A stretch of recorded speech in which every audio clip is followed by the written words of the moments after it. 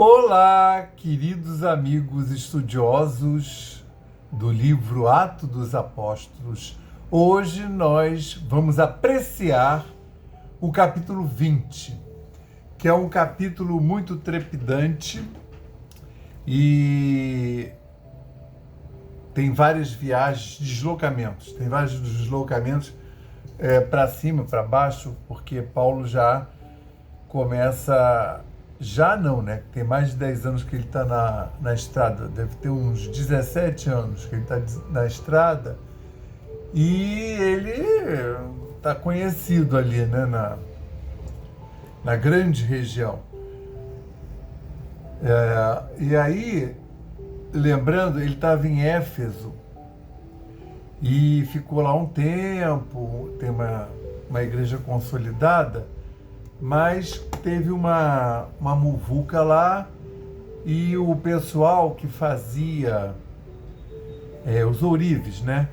Que faziam aquelas imagens da deusa Diana, né?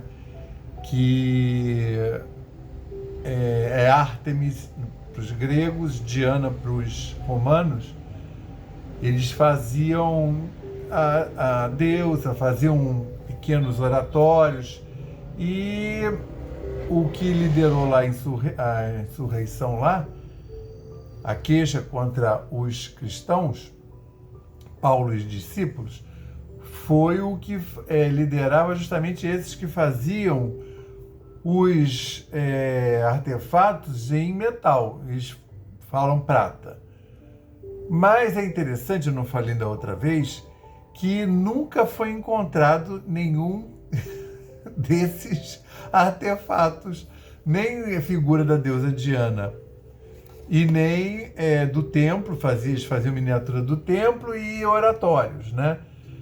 No entanto, foi encontrado em terracota, né? Então, assim, a gente pode imaginar que tinha um comércio que era direcionado ao pessoal de dinheiro, que eram os ourives, né? Os fundidores de metal que faziam, que custava bem mais caro. Mas tinha também, movimentava o comércio em imagens, né? E oratórios de terracota e de madeira também. Mas foram encontrados de terracota, e eu acho que a deusa Diana em madeira. Mas o que isso nos aponta? Que eram todos tão fervorosos, né? E tal coisa, mas esses de prata, eles foram todos derretidos, né? Provavelmente, até porque quando depois, né, os templos eram saqueados, até mesmo as tumbas, os túmulos egípcios, né? Eles eram saqueados para pegar ouro e prata, né? Então, não sobrou nenhum desses aí. E quem liderava lá a queixa não eram os artífices de madeira e terracota, era o pessoal que vendia uma joia mesmo, né? E aí ele teve essa muvuca, pegaram lá os discípulos do Paulo. O Paulo foi aconselhado pelos próprios principais do templo, que eram conhecidos dele, a não se apresentar lá no tal do teatro. Então eles pegaram os discípulos e aquele novo, o Gaio, né, o novo procônsul, deu uma passa fora neles e botou todo mundo para fora. E aí o início do capítulo 20 é o seguinte: e depois que cessou o alvoroço, porque o cara botou todo mundo para fora lá do lugar, Paulo chamou a si os discípulos e, abraçando-os, saiu para a Macedônia. Paulo já está numa vibe de despedida. Ele já está sendo avisado, não sei se em sonho, mas através de presságios, e também algumas pessoas dos lugares estão também recebendo essa mensagem, que não seria, em princípio, para ele voltar para Jerusalém, porque ele voltando para Jerusalém ele seria preso, tá? E havendo andado por aquelas terras, Macedônia, exortando-os com muitas palavras, veio à Grécia. Então, já tinha um monte de, eu estou te falando, são quase 20 anos, se não são 20 anos, dele andando a pé por lá, fundando comunidades cristãs e também reforçando, né, porque passou de novo, e multiplicando os pregadores, né? Então ele já está mais respaldado. Ele já deve estar, ele já começou a escrever as cartas que servem como documentos de pregação, e aí ele foi para a Grécia, tá? Aí olha só que coisa interessante. Na Grécia, e passando ali 3 meses, e sendo-lhe pelos judeus postas ciladas, como tivesse que navegar para a Síria, determinou voltar pela Macedônia. Então, em vez de ele pegar um navio e ir para a Síria, ele vai andando a pé, né? Determinou voltar pela Macedônia. Ou seja, ele foi a pé para a Macedônia, depois ele está voltando.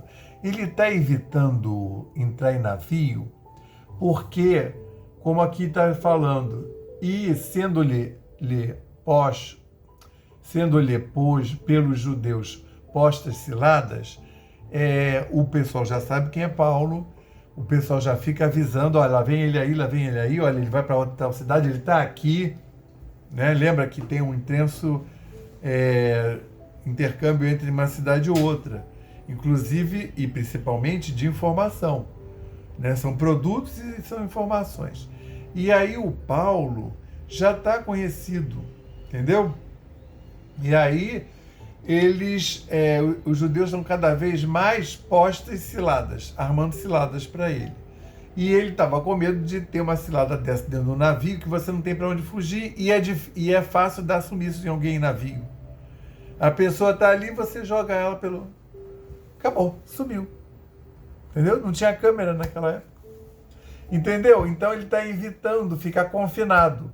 E andando para cima e para baixo, ele é acompanhado pelos anciãos e os principais das igrejas, já das comunidades cristãs. Inclusive, até aproveito para visitá-lo.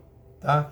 Então, para você ter uma ideia, determinou voltar pela Macedônia, indo para a Síria, né? Onde tem lá aquela Antioquia da Síria, aquela região lá. E acompanhou até a Ásia Sópater, de Bereia, e dos de Tessalônica, Aristarco e Segundo é uma pessoa, e Gaio de Derbe e Timóteo, da região de Tessalônica, e dos da Ásia, Tíquico e Trófimo. Eu descobri que eu não podia ser amigo de Paulo, porque só tem gente com um nome esquisito. Eu não tenho nome para ser amigo de Paulo, né? Estes, indo adiante, nos esperaram em Troade. Nos esperaram, olha aí, é o Lucas, que está no comitê. Então, repara, ampliou muito. Tem sempre lá os aprendizes de pregador, e agora tem esse pequeno exército, que é para garantir a integridade de Paulo. Assim mesmo, alguns foram de barco, como Lucas. Então, repara que estes, indo adiante, nos esperaram em Troade.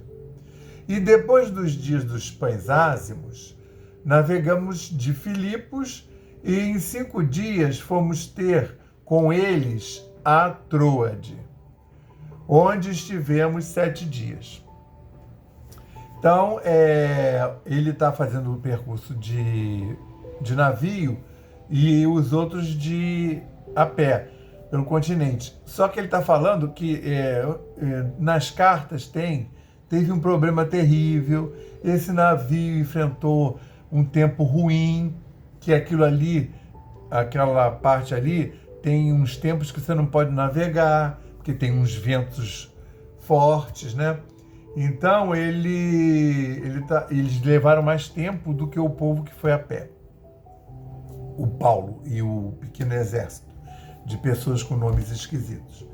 Onde estivemos 7 dias. Então você vê, ó, depois dos dias dos pães ázimos, então era só de passar na Páscoa lá. Navegamos de Filipos e em 5 dias fomos lá, levou 5 dias de navio. Ter com eles em Troade, onde estivemos 7 dias. Aí ficaram lá em Troade 7 dias. O que se faz em Troade 7 dias? Ele vai falar.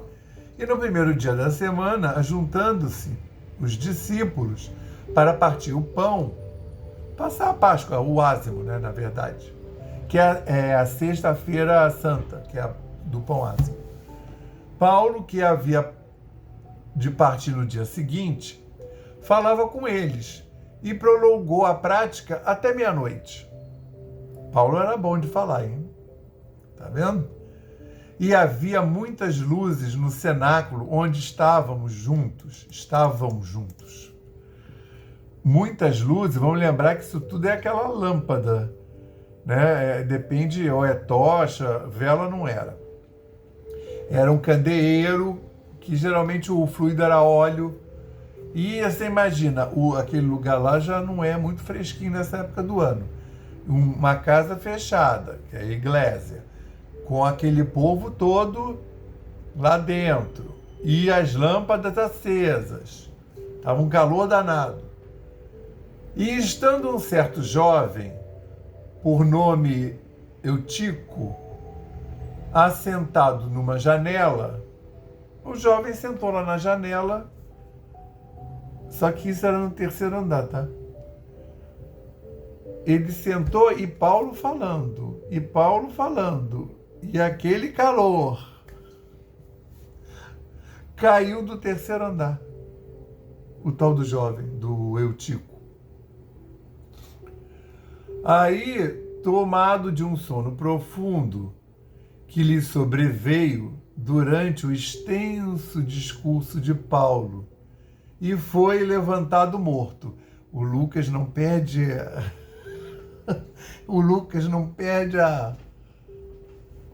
a oportunidade de colocar, né, extenso, e amigo do Paulo, né? Coisa de amigo mesmo, né? E foi levantado morto. Quer dizer, eles achavam. Paulo, porém, descendo, inclinou-se sobre ele e, abraçando-o, disse: não vos perturbeis, que a sua alma nele está. Aí ele falou: não morreu não. Vai ficar aí desacordado um tempo. E levaram vivo o jovem e ficaram não pouco consolados, ficaram felizes, né? Esse estilo de Lucas falar. Ficaram muito felizes de ele não ter morrido. Nós, Lucas, subindo ao navio, navegamos até Açores, onde devíamos receber a Paulo, porque assim o ordenara, indo ele por terra. Então, ele não está indo de navio para quando não armarem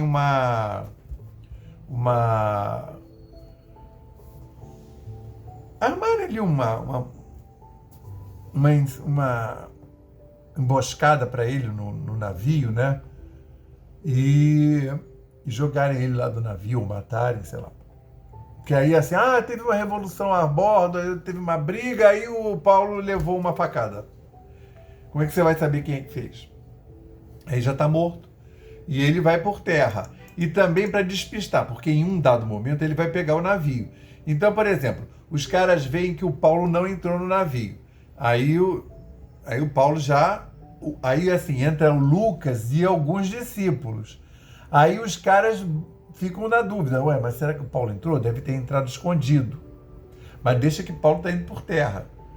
Aí quando eles se certificarem, já está no terceiro porto que Paulo vai por terra, aí os caras vão desistir. E aí o Paulo vai entrar, porque aí vai ter que fazer um outro percurso maior. Voltar lá para Jerusalém. E logo que se ajuntou conosco em Açores, o recebemos e fomos para Mitilene. Aí se juntaram lá em Açores e foram para Mitilene. E navegando dali, chegamos no dia seguinte, defronte de Quios. E no outro dia, aportamos em Samos, o Samós, e ficando em Trogílio, chegamos no dia seguinte a Mileto.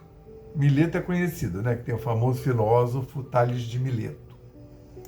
Aí você vê que eles também já estão fazendo mesmo para despistar, né? Porque já Paulo tinha determinado passar ao largo de Éfeso, para não gastar tempo na Ásia.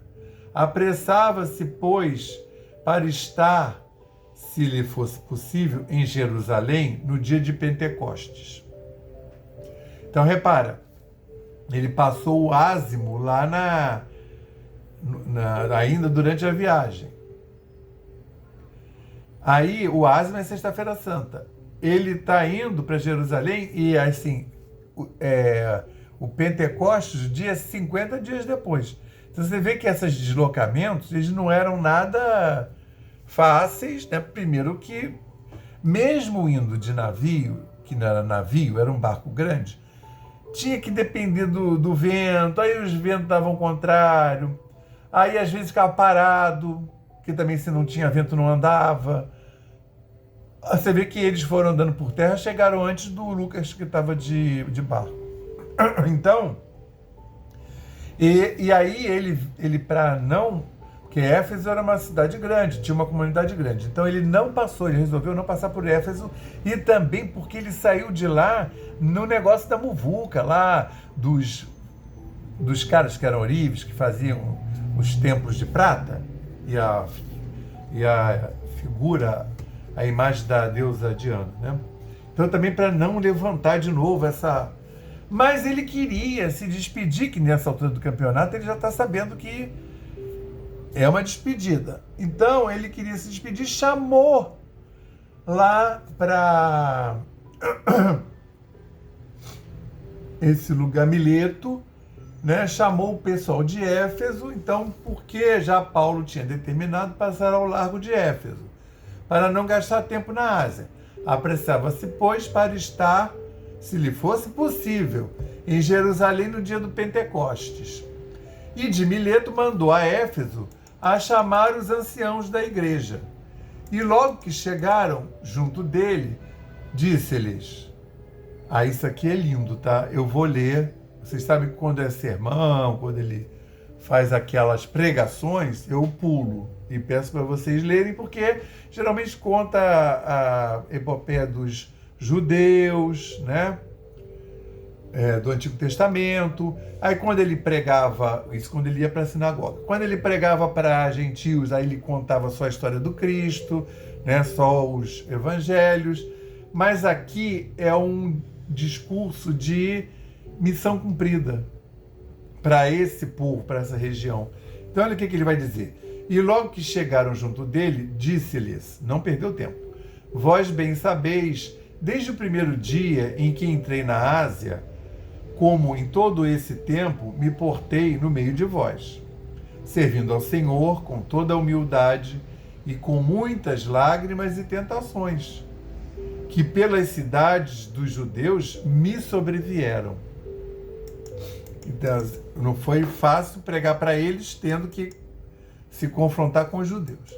Como nada que útil seja, deixei de vos anunciar e ensinar publicamente pelas casas, testificando tanto aos judeus quanto aos gregos a conversão de Deus e a fé em nosso Senhor Jesus Cristo. E agora, eis que, ligado eu pelo Espírito, né, ao Espírito Santo, vou para Jerusalém, não sabendo o que lá me há de acontecer, mas já intuindo. Então já está dizendo, né? Não estou sabendo o que vai acontecer, mas já estou inspirado aí que não é nada muito leve. Senão o que o Espírito Santo de cidade em cidade me revela. dizendo que me esperam prisões e tribulações. Então, assim, não estão relatadas todas as visões e indicações do Espírito Santo, né? Aqui. Porque ele estava cada vez mais afinado, ainda mais depois com o voto nazireu, porque eu não falei isso, o voto nazireu, aquele voto que ele fez na segunda viagem, que ele pega o cabelo e entrega em Roma não, em Jerusalém para ser queimado. Esse voto é um voto que você se coloca nas mãos de Deus. E você dá o cabelo para queimar no templo, você está entregando a sua alma a Deus. Entende? Então, claro que há várias maneiras, né? Lá no Velho Testamento, quando o pai fazia isso em relação ao filho, era um outro voto, né? Era um voto de vida, né? Mas aqui o voto de Paulo não é o voto de morte, mas é assim, que se faça a sua vontade, né? Tanto é que ele já está encarando todas essas revoluções de novo e não é uma coisa que vai passar rápido. Só vai piorar, porque ele viajando já era complicado, imagina ele preso, né?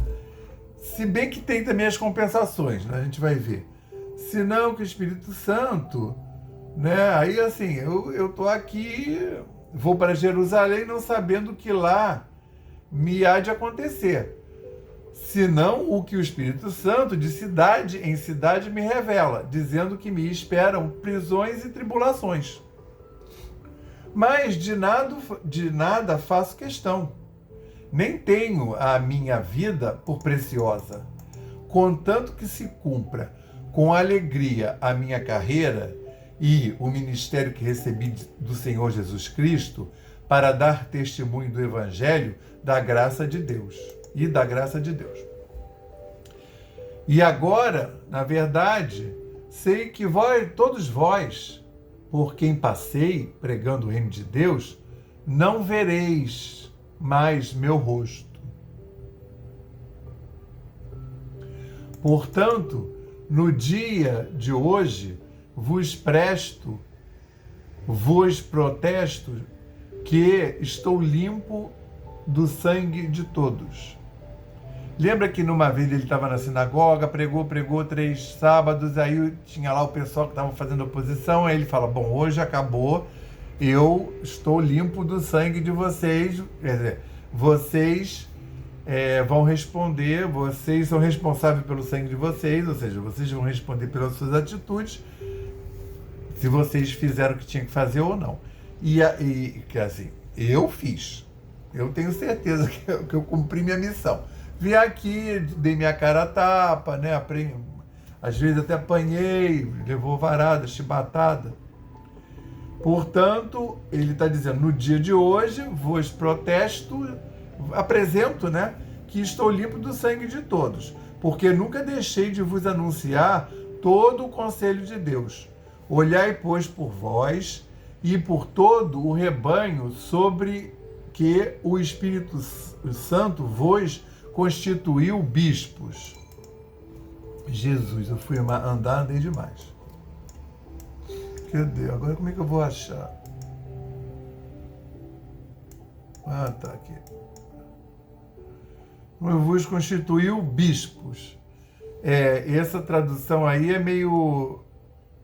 polêmica, porque não tinha bispo. Você põe bispo aí, você pensa no bispo da Igreja Católica.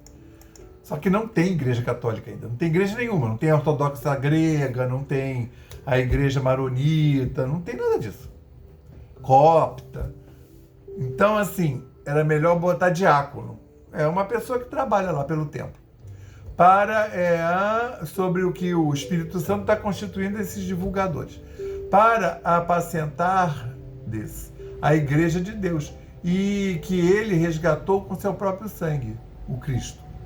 Porque eu sei isto, que depois da minha partida, entrarão no meio de vós lobos cruéis, que não pouparão o rebanho. Olha isso, gente. Que é uma previsão que vale para até hoje, né? Porque eu sei, Isto que, depois da minha partida, entrarão no meio de vós lobos cruéis, que não pouparão o rebanho, e que, de entre vós mesmos, se levantarão homens que falarão coisas perversas, para atribuírem os discípulos após si. Olha, para jogar a culpa nos discípulos. Portanto, vigiai. Olha o Kardec. Lembrando-vos de que, durante 3 anos, não cessei, noite e dia, de admoestar com lágrimas a cada um de vós. Olha como é que o tempo passa.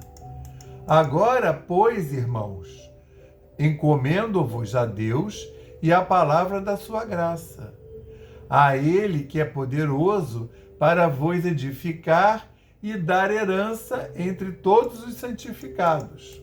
Continuar, né? A pregação, dar herança, né? Ter uma igreja a ser legada. De ninguém cobicei a prata, nem o ouro, nem o vestuário. Sim, vós mesmos sabeis que para o que me era necessário, a mim e aos que estão comigo, estas mãos me serviram. Ou seja, não vivi na aba de ninguém, quer dizer, era amparado, mas trabalhava quando assim podia. Tenho-vos mostrado em tudo que, trabalhando assim, é necessário auxiliar os enfermos e recordar as palavras do Senhor Jesus, que disse: mais bem-aventurada coisa é dar do que receber. E havendo dito isto, pôs-se de joelhos e orou com todos eles. E levantou-se um grande pranto entre todos, e, lançando-se ao pescoço de Paulo, o beijavam, entristecendo-se muito, principalmente pela palavra que dissera, que não veriam mais o seu rosto, e acompanharam-no até o navio. É um capítulo contundente, que a gente vê que as coisas não são aleatórias. Você acredita? Porque ele vai continuar voltando para casa. Aí vai aparecer gente, vidente, que vai dizer: não vai para Jerusalém, porque você vai ser... Isso aí que o Espírito Santo já disse para ele, que ele acabou de dizer. Você acredita que tem gente que faz esse estudo aí e diz que Paulo não seguiu... Paulo aconteceu o que aconteceu com Paulo porque ele não seguiu o Espírito Santo. Gente, é horrível a pessoa pegar só um pedacinho e ficar fazendo... Eu não estou falando de quem faz estudo, eu faço estudo de pedacinhos do Evangelho porque tem uma continuidade. Eu digo o seguinte: o orador, você vai apresentar um pedacinho, mas o orador tem que saber tudo, tem que ler tudo, tem que ter uma visão geral, né? Claro, isso é um cacuete que eu trago do magistério, né? Você tem que saber pelo menos 10 vezes mais do que você vai apresentar na aula. Então o sujeito faz uma leitura e fala: poxa, aí, mas o Espírito Santo já tinha falado para ele que ele vai ser preso, torturado, mas por que ele vai para Jerusalém? Ele vai para Jerusalém, ele está sendo avisado, ele está preparando o espírito dele, para ele não ser pego de surpresa. E até pela possibilidade dele dizer não. Só que ele está agora, depois daquele voto, ele está sintonizadíssimo com o Altíssimo. Então não tem isso. Aí os caras ficam fazendo umas injunções e assim, e vai aparecer, vai ter evidência. E ele vai falar, mas tem a força que impele ele para lá. E assim, olha como é que não leem tudo. Quando não era para ele ir lá para o Oriente, para a Síria, apareceu um espírito, né, e falou: não vai para lá, vai para o outro lado, né? Mais de uma vez. E isso são as relatadas. Você imagina as vezes que aconteceu que ele não relatou, né? Então, ele está indo para Jerusalém porque há de se cumprir um ideário, uma promessa, né? Mesmo preso, ele vai continuar pregando. E a gente vai ver uma coisa bonita que vai começar a acontecer agora, é que os legisladores, embora não sejam santos, mas eles já começaram a ouvir essa história aí. que eles têm que julgar coisa de... Eles não são judeus, mas eles têm que julgar. E aí veio uma leva de legisladores, como esse Gaio aí que botou todo mundo para fora, falou, não vou ficar julgando coisa de judeu, e ainda mais que sabia que era armação, né? Então o que vai acontecer? Vai começar a aparecer um monte de legisladores que ouvem o negócio do Cristo e são assim, simpáticos, entendeu? Então, se por um lado os judeus, fariseus, os mosaicistas, vão querer pegar o Paulo, mas vai ter o pessoal os administradores de Roma vão aliviar a barra, por incrível que pareça.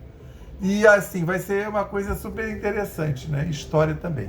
Então, que nós tenhamos uma boa semana e no sábado que vem estaremos aqui para estudar o capítulo 21.